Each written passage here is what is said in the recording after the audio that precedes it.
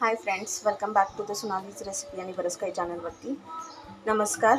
आता माझी 1 वर्षाची मुलगी आहे, तर तिच्यासाठी मी रोज ॲपल प्युरी देते. तर ते ॲपल प्युरी बनवण्यासाठी मी एक स्टीमर भेटतं, ऑनलाईन पण भेटतं.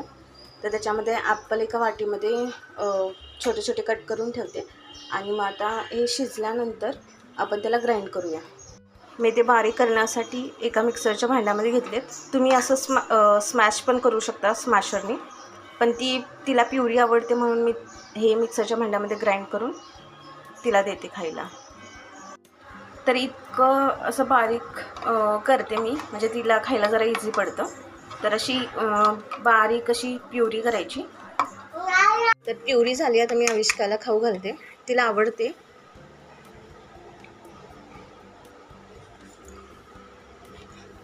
थोडंसं आंबट लागते, सो ती तशी करते. बट आविष्का, तुला आवडलं ना? आवडलं?